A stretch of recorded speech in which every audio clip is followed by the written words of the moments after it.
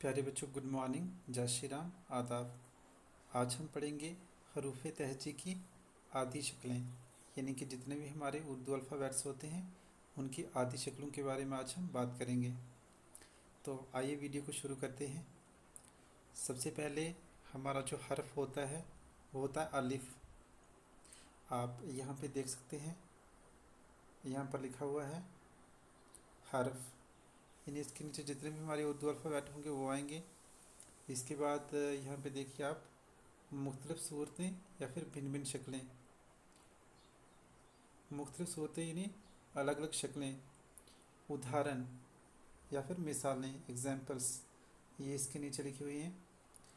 तो यहाँ पर देखते जाइए अभी आप। ये होता है हमारा अलिफ, ठीक है। इसकी अलग अलग शक्लें होती हैं।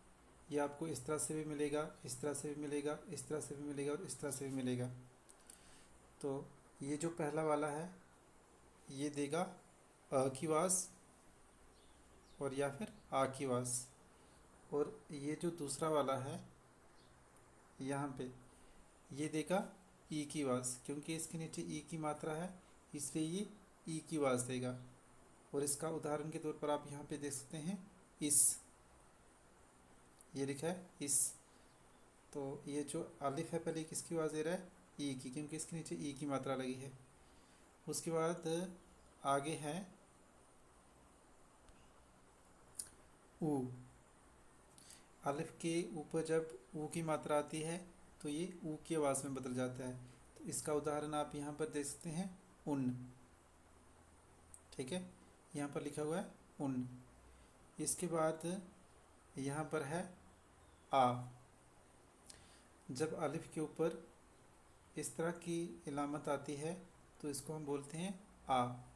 उदाहरण आप यहाँ पे देख सकते हैं आम। ये जो लफ्ज़ लिखा हुआ है आम, यहाँ पर इसी आ का इस्तेमाल हुआ है। मुझे लगता है आपको ये समझ आ गई होगी। एक बार मैं फिर से आपको बता देता हूँ। जो सबसे पहले है ये अ की आवाज़ देगा या आ की आवाज़ देगा। अब ये कहाँ अ की आवाज़ देगा और कहाँ आ की आवाज़ देगा इसके बारे में हम बाद में बात करेंगे। इसके बाद है ई, क्योंकि अलिफ के नीचे जब ई की मात्रा आती है तो ये ई बन जाता है। उसके बाद है ऊ। अलिफ के ऊपर जब ऊ की मात्रा आती है तो ये ऊ बन जाता है। और अलिफ के ऊपर जब ये मद की इलामत आती है तो उसको हम आ पढ़ते हैं। तो उदाहरण आप यहाँ पे देख सकते हैं कि इनका इस्तेमाल कहाँ कहाँ हुआ है। अब, इस, उन, आम। मुझे लगता है अभी आपको समझ में आ गया होगा। दूसरा हर्फ हमारे पास है बे, जो कि ब की आवाज़ देता है। और इसकी जो अलग अलग शक्लें हैं वो ये हैं, क्योंकि जब भी आप उर्दू पढ़ेंगे तो आपको ये पूरी शक्ल में बहुत कम मिलेगा, बल्कि ज़्यादातर आपको आधी शक्लों में ही ये मिलेंगे। तो आपको इसी से अंदाज़ा करना है कि ये क्या है, ब है या फिर बे है। ठीक है, आप इसको ब पढ़ो या बे पढ़ो, जैसे मर्जी वैसे पढ़ो। लेकिन मैंने आपको बोला कि अगर आप आवाज़ों से पढ़ेंगे तो आपको जोड़ करने में ज़्यादा दिक्कत नहीं होगी। तो ये हैं ब की आदि शक्लें। अब इनका इस्तेमाल कैसे होता है, यहाँ पे देखिए आप, इसके नीचे जो है ये ब है और ऊपर है आ, तो दोनों को मिला के बना ब आ बा। आगे फिर इस तरह से भी आपको ये देखने को मिल सकता है। यहाँ पे देखिए ब कहाँ पे है, ब ह र, बाहर। उसके बाद देखिए यहाँ पे ब है, ब त ख, बत्तख। उसके बाद है पे, जो कि प की आवाज़ देता है। ये इसकी आदि शक्लें हैं। इससे लफ्ज़ बना है पंखा, पहाड़। तो ये इन दोनों लफ्ज़ों में आप देख सकते हैं कि प का इस्तेमाल कहाँ पे हुआ है। इसके बाद है ते, जो त की आवाज़ देता है। तो इसकी आदि शक्लें ये हैं। ये आपको जब भी आप उर्दू पढ़ेंगी तो आपको इस तरह से मिलेगा ये। तो यहाँ पे देखिए ये लिखा है त आदि शक्ल में, त के नीचे ई की मात्रा है, त ई ल, तिल, त आ ता। उसके बाद है तहरीर। तो इन तीनों लफ्ज़ों में त का इस्तेमाल हुआ है। उसके बाद है टे, जो कि ट की आवाज़ देता है। और यहाँ पे आप देख सकते हैं यहाँ पे ट का इस्तेमाल हुआ है, ट ब टब। फिर ट आल टाल, ट है नई, टहनी। उसके बाद देखिए स, ठीक है। स की आदि शक्लें ये हैं। यहाँ पर बाय मिस्टेक ट लिख दिया है, तो इसके ऊपर ये इलामत नहीं होगी, बल्कि ये इस तरह से होगा स। ठीक है। तो यहाँ पे देखिए स आसा, समर समर, असर असर। आगे देखिए यहाँ पे हमारे पास है ज, जीम है जो कि ज की आवाज़ देता है। इसकी आदि शक्लें इस तरह से होती है। यहाँ पे इसका इस्तेमाल हुआ है जग जग जईम जीम। तो ये था। इसके बाद आप देख सकते हैं यहाँ पे चे, जो कि च की आवाज़ देता है, और आदि शक्लें इसकी ये रही चरखा चरखा, पर चम परचम। तो आपने देखना है कि इन दोनों लफ्ज़ों में च का इस्तेमाल कहाँ कहाँ हुआ है, च की आदि शक्लें कहाँ कहाँ हैं। इसके बाद है हे, जो कि ह की आवाज़ देता है। इसकी आदि शक्लें ये हैं, और इसका इस्तेमाल यहाँ पे हुआ है ह उ क म हुक्म, त ह र इर तहरीर। तो यहाँ पर भी ह का इस्तेमाल हुआ है। आगे देखिए खे, जो कि ख की आवाज़ देता है, और इससे लफ्ज़ बनेंगे खार या खम। तो इन दोनों लफ्ज़ों में ख का इस्तेमाल हुआ है। आपको देखना है कहाँ है ख की आदि शक्ल। इसके बाद आगे देखिए दाल है, जो कि द की आवाज़ देता है। इसकी आदि शक्ल नहीं होती है, इसलिए मैंने इसको पूरी शक्ल में लिखा हुआ है। तो आपको ये भी याद रखना है कि कौन से ऐसे हरूफ हैं जिनकी आदि शक्लें होती हैं, और कौन से हरूफ ऐसे हैं जिनकी आदि शक्लें नहीं होती हैं, बल्कि वो अपनी पूरी शक्ल में ही आते हैं। तो यहाँ पर आप देखिए ये लिखा है दरख्त, तो आप अपना यहाँ पे ढूंढना है द कहाँ लिखा हुआ है।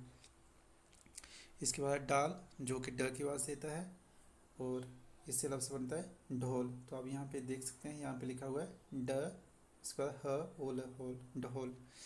उसके बाद है जाल, इसकी भी आदि शक्ल नहीं होती, तो ये लिखा हुआ है ज आत ज़ात।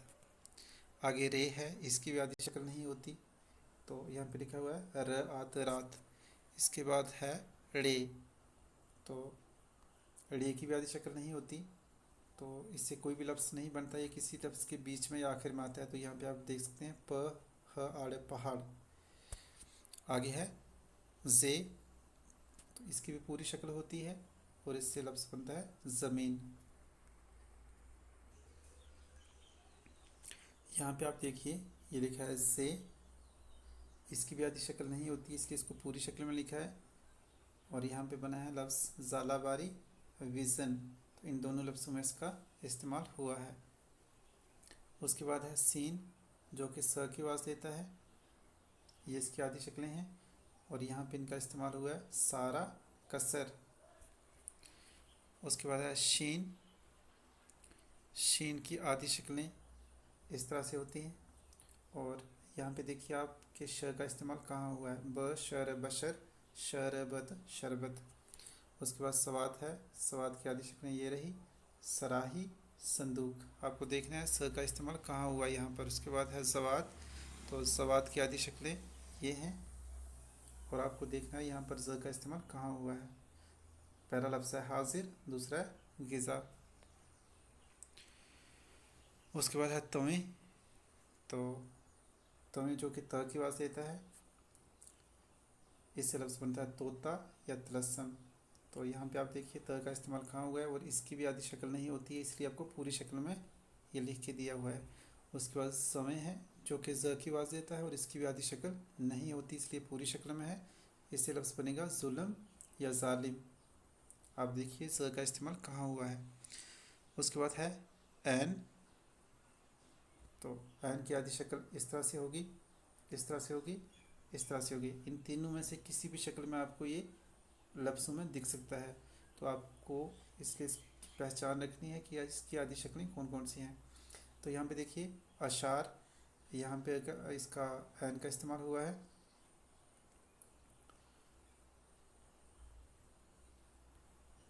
इसके बाद है शायरी, तो यहाँ पर भी एन का इस्तेमाल हुआ है।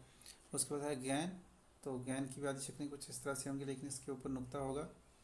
गुब्बारा गुरबत। तो यहाँ पे आपको पहचानना है कि ग की आदि शक्ल का इस्तेमाल कहाँ कहाँ हुआ है। उसके बाद है फे, जिसकी आवाज़ फ की होती है, और यहाँ पे आप देख सकते हैं फ की आदि शक्लें कुछ इस तरह से होती हैं, और इससे लफ्ज़ बना है फार्म या फैसला। इसके बाद आगे देखिए काफ, आपके सामने यहाँ पे लिखा हुआ है। जो क की आवाज़ देता है आदि शक्लें इस तरह से होती हैं। वैसे लफ्ज़ बनता है कलम या मुलाकात। और यहाँ पर मुलाकात में आप देखिए क कहाँ पे इस्तेमाल हुआ है। उसके बाद है कीफ़, कीफ़ की आदि शक्लें इस तरह से होती हैं और इससे लफ्ज़ बनता है किताब या काब।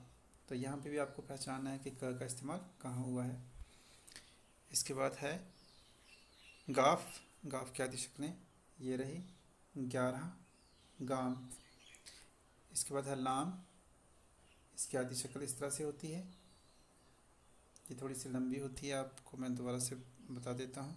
क्योंकि लाम को जब हम ऐसे लिखते हैं तो ये यहाँ से कट हो जाता है और इसकी आदि शक्ल कुछ इस तरह से होती है। तो यहाँ पे देखिए ला लोहा। इसके बाद है मीम, मीम की आदि शक्लें ये रही मालूम माहिर।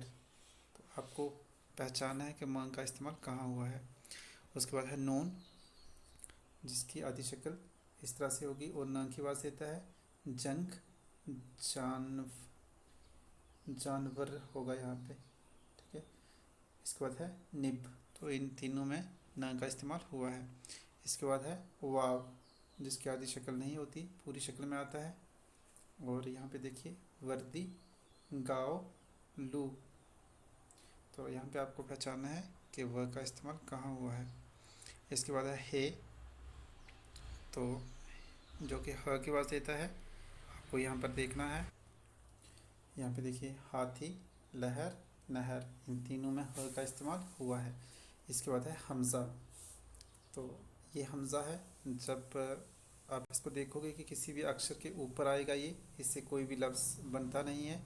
तो ये आपको कुछ इस तरह से मिलेगा, ठीक है। जैसे देखो आई गई आए, तो ये यहाँ पर हमज़ा का इस्तेमाल ऊपर हुआ है। उसके बाद है छोटी ये, जो कि य की आवाज़ देती है, इसकी आदि शक्ल इस तरह से होती है। तो ये य की आवाज़ भी देती है और बड़ी ई की आवाज़ भी देती है। ये मैंने आपको पहले भी बताया है और फिर से बता देता हूँ। अब ई की आवाज़ कब देती है और य की आवाज़ कब देती है? जब ये किसी भी अक्षर के आखिर में आती है तो ये ई की आवाज़ देती है, और जब ये किसी अक्षर के शुरू में आती है तो ये किसी भी लफ्ज़ के शुरू में आती है तो ये य की आवाज़ देती है। तो यहाँ पे देखिए ये इसकी आदि शक्लें रही यतीम, तो जब ये शुरू में आ रही है तो ये य की आवाज़ दे रही है, जब बीच में आ रही है तो ये ई की आवाज़ दे रही है, ठीक है। जब बीच में थे तो भी ई की आवाज़ देती है। उसके बाद देखिए यहाँ, यहाँ भी शुरू में आ रही है तो ये य की आवाज़ दे रही है। नीम बीच में आ रही है तो ये ई की आवाज़ दे रही है। और यहाँ पे आप देख सकते हैं यहाँ पर ये लास्ट में आई है, आखिर में आई है, तो यहाँ पर ये किसकी आवाज़ दे रही है? ई की आवाज़ दे रही है। यानी कि जब ये शुरू में आएगी तो ये य की आवाज़ देगी, जब बीच में आएगी या आखिर में आएगी तो ये ई की आवाज़ देगी। और कौन सी? बड़ी वाली ई। आगे देखिए आखिर में है बड़ी ये, तो इसकी आदि शक्ल भी कुछ इस तरह से होती है। और यहाँ पे आप देखिए रेल खेल मेल, तो यहाँ पे आप देख सकते हैं कि इसका इस्तेमाल कहाँ हुआ है। तो ये थे हमारे हरूफ तहजी।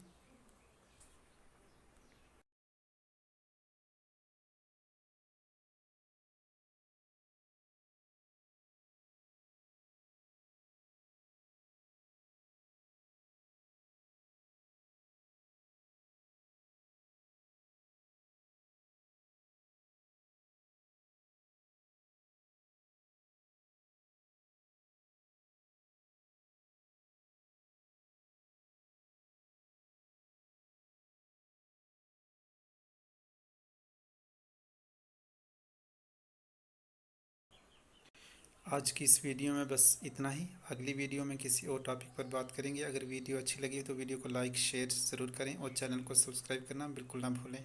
Thanks for watching.